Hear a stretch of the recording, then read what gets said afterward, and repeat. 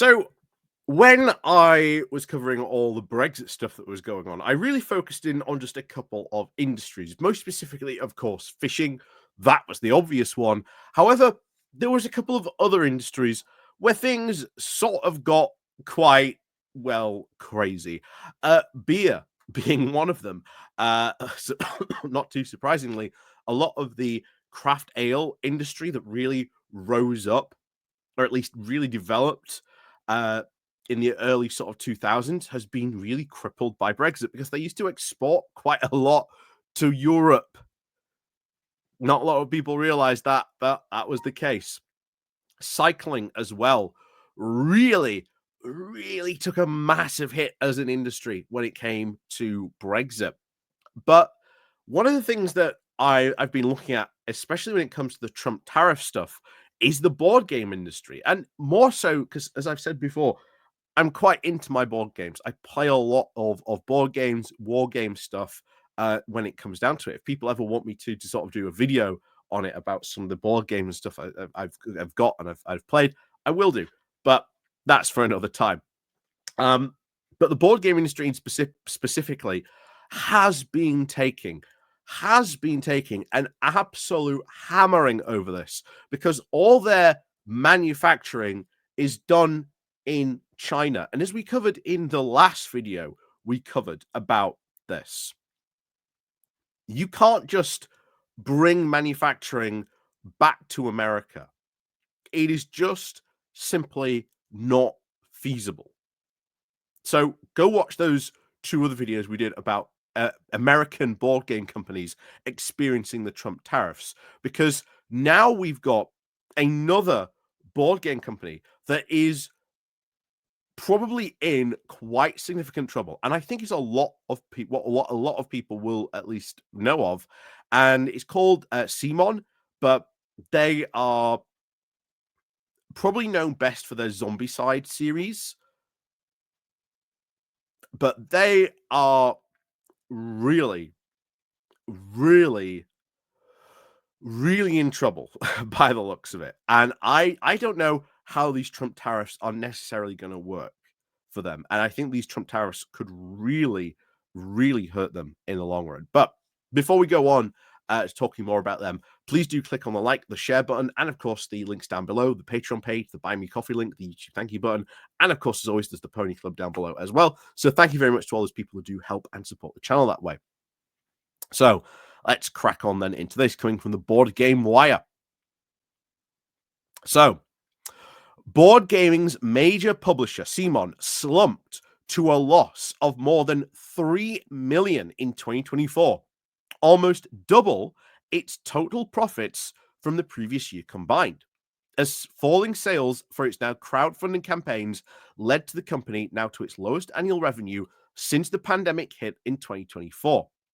CMON blamed the cost of living rises, affecting now its customers' ability to buy games, for its 17% drop in revenue just last year, which fell to about $337 million from $450 million in 2023.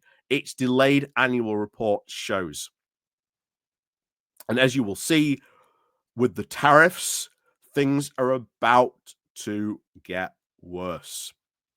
So revenue from its crowdfunding campaigns sank by almost 25% to about $20 million in 2024, its first year of an exclusivity deal with GameFound, founding more than a decade's raising over $108 million in funding through rival platform Kickstarter.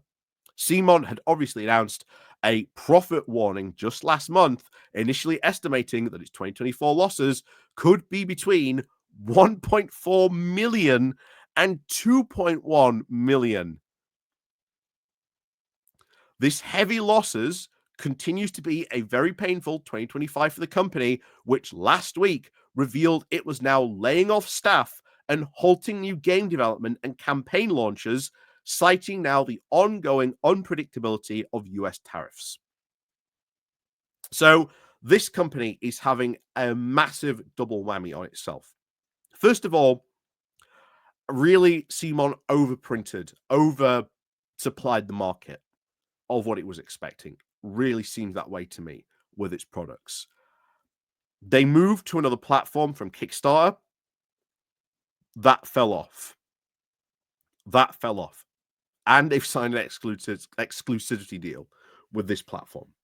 So that creates a whole lot of problems. If people are normally expected to be on Kickstarter, then it also shows, well, how good Kickstarter is maybe to its other rivals.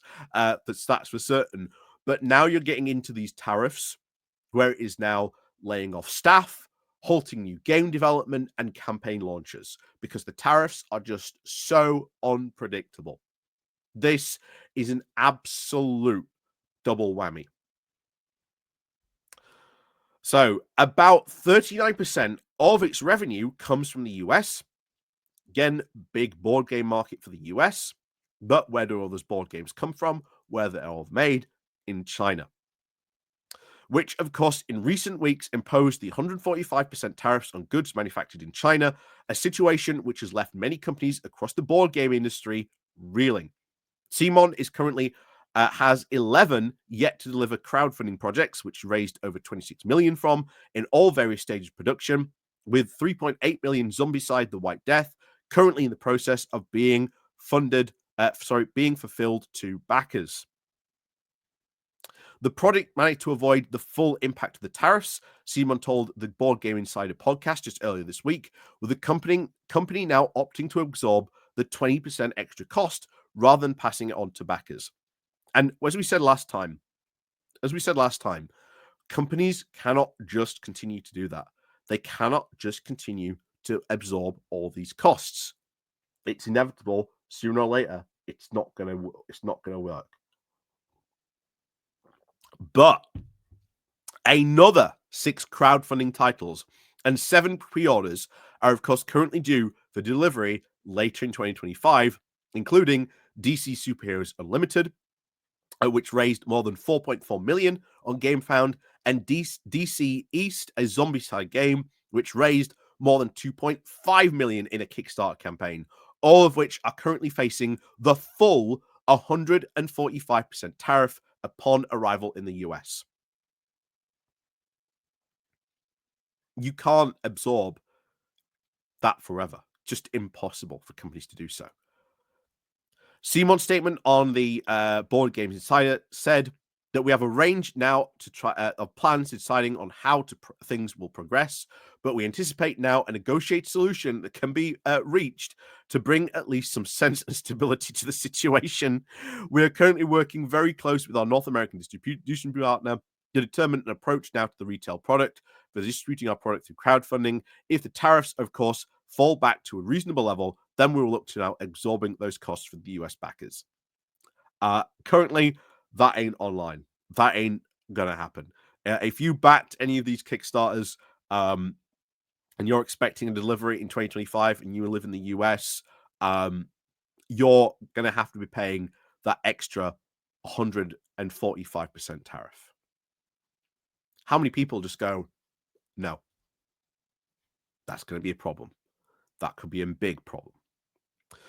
The company's, of course, financial reports adds that in addition now to reducing costs and scrapping new board game development and crowdfunding campaigns, it also plans to try and grow its business development in the European wholesale market.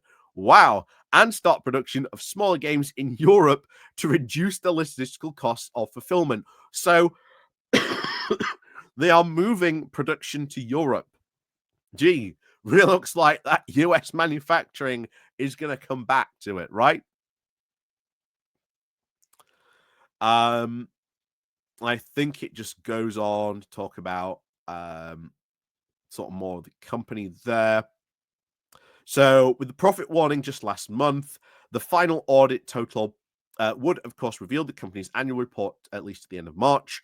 But the 2 weeks after the company revealed it was likely to miss the stock exchange deadline for publishing its financial results, saying the financial department was now understaffed because they probably laid them off.